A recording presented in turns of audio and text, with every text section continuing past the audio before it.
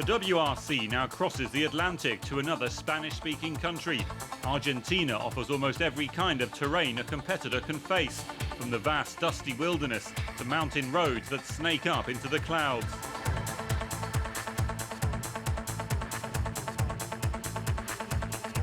It takes a special kind of person to survive out on the open pampas, and it will take a certain kind of driver to do the same in the Rally of Argentina.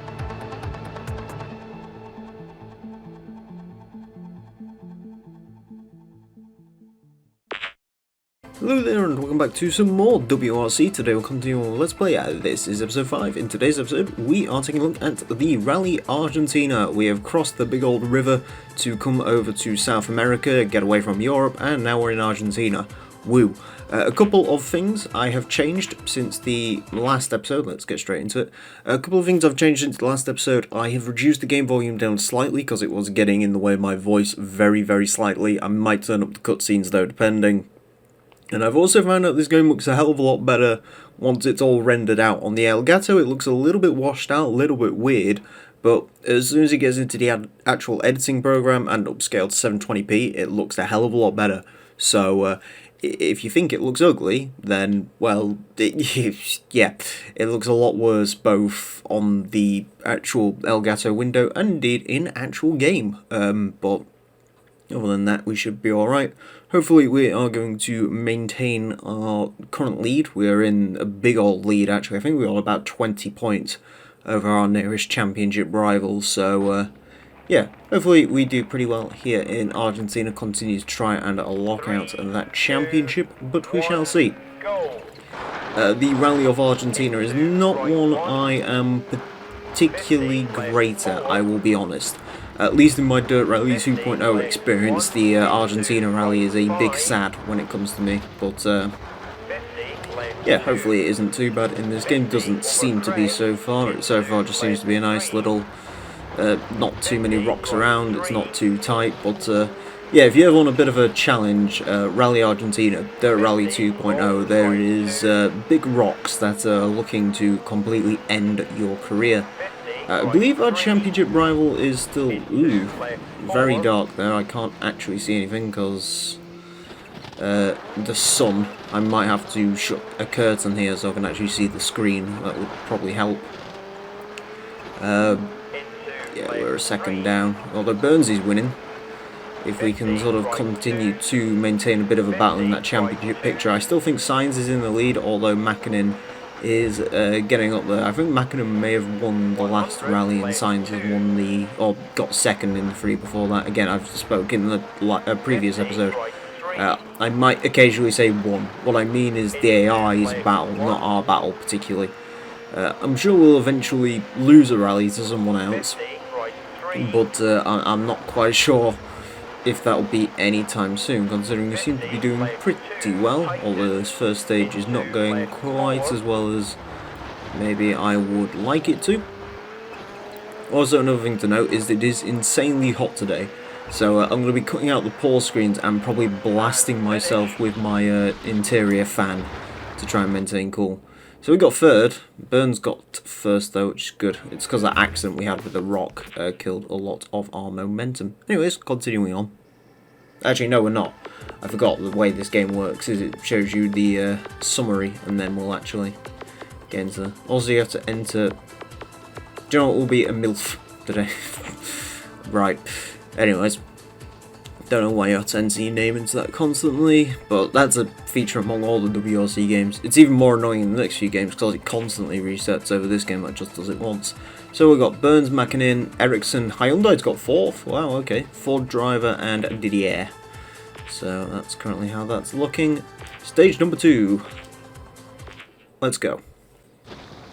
Alright, stage number 2. We are raining apparently in this one, which is strange. You'd figured Argentina would have been mostly dry, but then again I think we had some rain in the Spanish rally as well, which I wasn't really expecting. So, but rain's good for us. The Subaru usually does pretty well in conditions that are a little bit more treacherous because we do have superior stability over pretty much any other car here.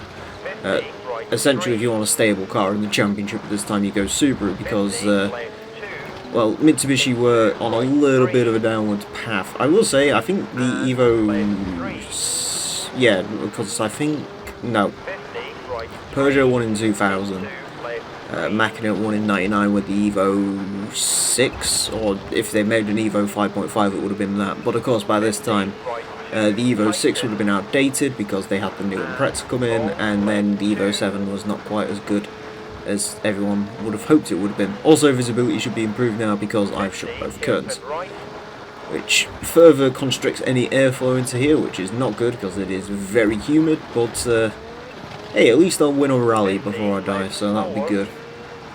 Nice little helicopter there shooting around, aiming to keep an eye on us. Not our spotter helicopter though. Again, unfortunately in this game, unlike some of the next few games, you can't run into fellow AI drivers. Rally Evolved was the one where you can run into other cars on the track having mechanical issues and breaking down and stuff like that. Don't get me wrong, in that game it was overemphasised to hell because pretty much every single stage had a car that was broken down or in the way or something like that, but it was still a pretty cool feature. If we can continue our pace here, we should be able to get our win back very easily from the previous stage. Again, we lost, I think it was 3 seconds down in the last stage to Burns, who is currently ruling the roost. Mackinnon's taken Burns, but more importantly, we have a 12-second lead over Burns now, so seems like Mackinnon and Burns might be fighting this one. Carlos Sainz, I haven't really seen him in this one so far, which is interesting. Usually Carlos is right up there, even on the rally, as I don't particularly expect him to do well at. He's usually up here with us, but apparently, oh no, he got 5th. Solberg, Mackinnon, Burns, Ericsson again, Sainz and Loix. Hyundai's, ooh, if Hyundai gets 4th, they could be in for some good points. They might be battling Skoda in the manufacturer's standings finally. Woo. Alrighty, stage number 3 for Argentina. Rain has cleared up. We are on a more evening stage, I guess, but it doesn't really matter. Visibility is still absolutely peachy, which is good. No night stage so far. I don't know if we're going to get a night Argentina stage. I will say the Rally Argentina has been pretty good to us so far. No real issues to report of in this one, other than the visibility issue early on and coming 3rd in the stage, which I think 3rd might actually be our worst finish so far, because it's been either 1st or 2nds during this, but yeah, a 3rd with a pretty big mistake, but mind you, we've made even bigger mistakes in some of these. Fortunately, I can bounce off of those, I forgot what they call them now, little plastic barrier things that are supposed to stop spectators going over them.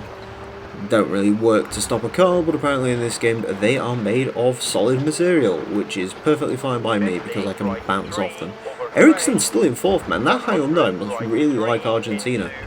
I mean, it's good to see the Hyundai sort of battling out. Of course, we was making fun of the Hyundai last time round, but maybe we'll have to start making fun of poor old Skoda. Because Hyundai, I think Skoda's best finish so far has been like 5th, and the Hyundai driver's been getting constant 4th, so I don't know if he'll maintain it in this stage, but yeah, Carlos Sainz might be beaten by a Hyundai. I don't think that's ever happened, but apparently, well, other than if Sainz retires at least, but in this game, no, apparently Ericsson, oh, never mind, Sainz has eaten him alive.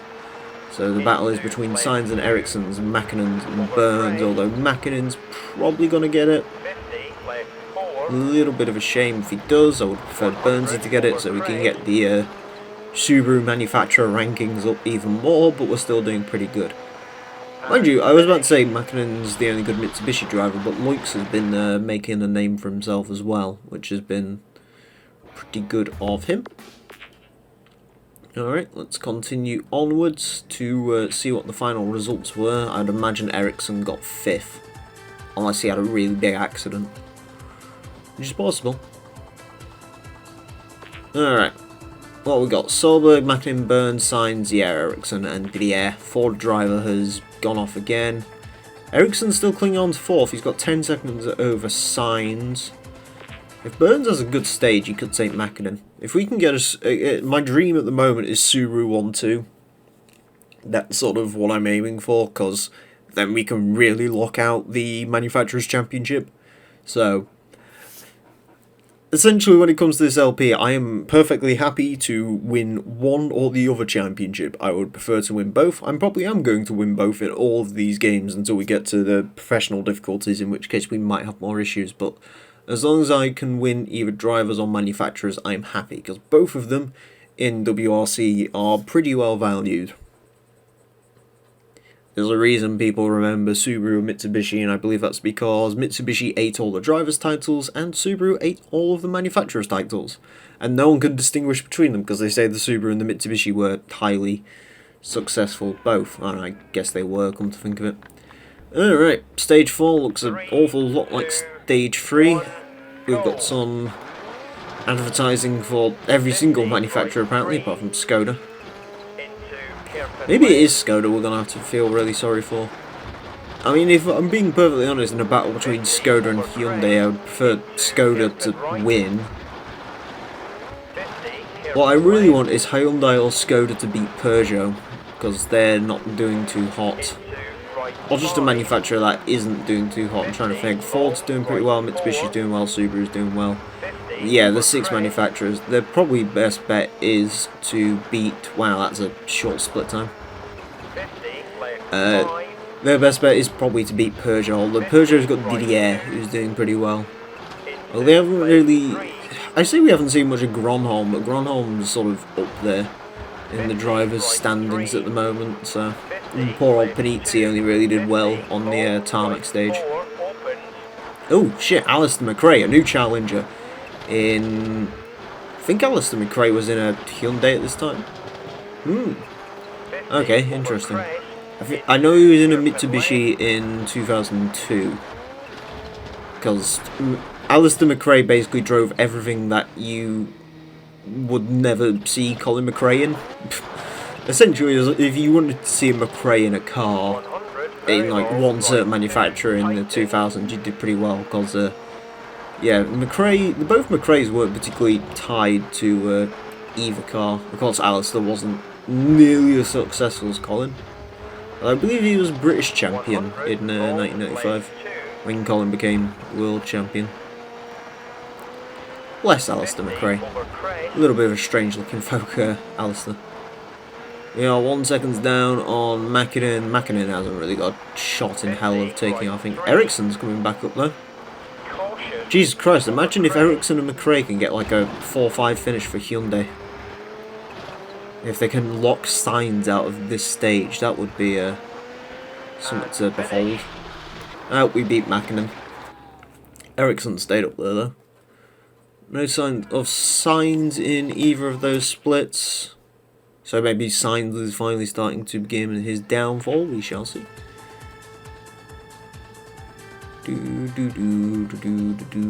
This is probably one of the more pleasant WRC menu songs, by the way, because these games have pretty awful menu music. Solberg, Mäkinen, Burns, Ericsson, Didier, and Carlos Sainz. Unfortunately, can we scroll down? Yeah, Ford driver. Where did McRae? 10th. Yeah, McRae is in a Hyundai. Oh. So we have 2 of the best drivers in the Subarus and also 2 of the worst, according to that. Alright. I might actually scroll down on the drivers' standings at some point, probably this rally. I'll do it every 5 rallies or so, just so we can see where every single person's at. That might be something fun, because I've only been shown the top 6, because that's all that really matters. Because, let's be honest, in these games, even if we did abysmally, we're probably looking top 6 in the championship regardless. We should be in a battle for the championship lead, regardless. Pretty much, because the AI will never win all of the rallies on their own, at least in theory. There's not like one driver that can lock out the championship. It's sort of anyone's game, so as long as we can win 4, 5, 6 rallies, we should be pretty golden for a sort of championship. Much like in real life, you know, most championship winners won't win the majority of their rallies. They'll win, you know, 30%, 40%. Again, apologies if you can hear the chair squeaking in the background. I think that's the one menu screen I'm not going to have to cut out. This is the problem, I need to actually pay attention to these episodes. I can't just do like what I do in Forza 4, which is just sort of drag the cursor through editing and see if there's anything I need to get rid of. In this game, I will actually need to pay attention to which pause. Mind you, I guess I can just look at the audio graphs in Vegas and see which ones I was talking through and which ones I wasn't. Most people probably just want me to cut out me talking anyway and just have the beautiful sounds of Subaru and co-driver working in harmony, but yeah. Ooh, that is one point though.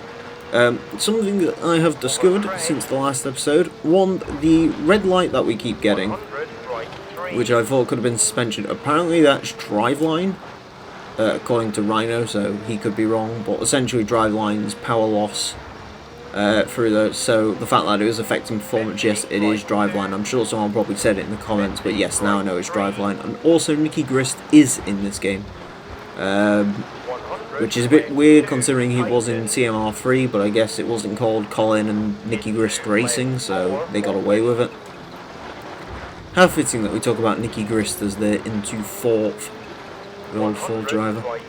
So one thing I'm sort of realising as well, I was watching a few videos of this game and the other games in the series before this, a lot of reviewers like to make a big deal about the fact Colin McRae isn't in this game, so I was going to make a big deal about it, but considering that's something everyone latches onto, I'm just probably not going to make such a joke of it. Because, yeah. Well, apparently everyone seems to know the story of how McRae was sort of blacklisted in this game under Ford driver and then eventually under Francis Deval.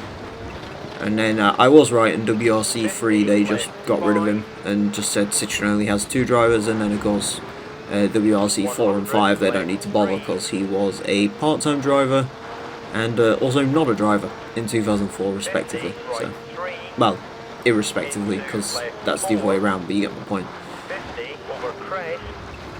Yeah, bouncing our way through this stage. This stage is a bit tougher than the previous ones. Yeah, we are not quite showing the stunning performance we usually do. Ericsson is though.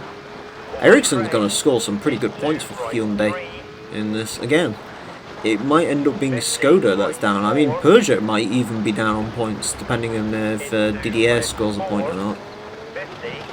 Because I haven't really been paying much attention to that, but the drivers' standings seem to be changing around quite regularly, so yeah, maybe Didier will start dropping some points.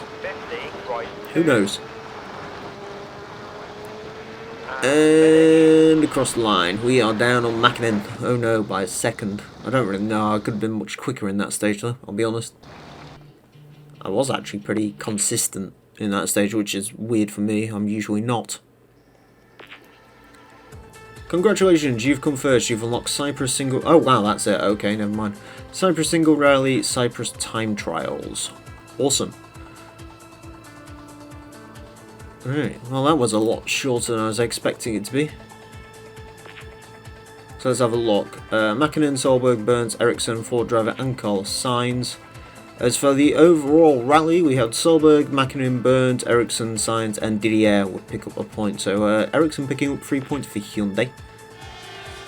There we go, Rally Argentina winners.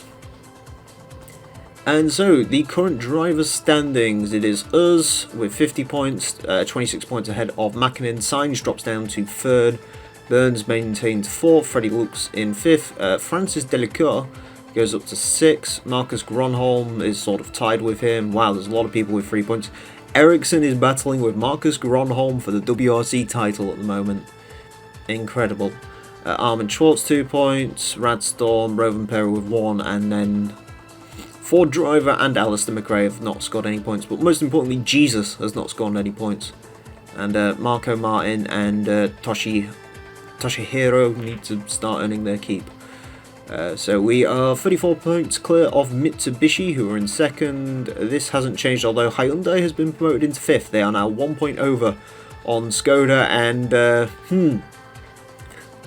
they're actually they're all battling with Peugeot. If Hyundai or Skoda can beat Peugeot, I will just be incredibly... Oh, Citroen's got no points. So it's weird in a rally setting that Citroen's the underdog, but there you go. Anyways, that's going to put us on to the next rally, so that's it for this episode. Thank you all very much for watching. Next time, we'll see what the next stage of the WRC Rally Championship throws at us. So join us for that. Until then, farewell. You know what I'm saying. The sorrow that my heart holds in knowing just where my hopes and dreams are going.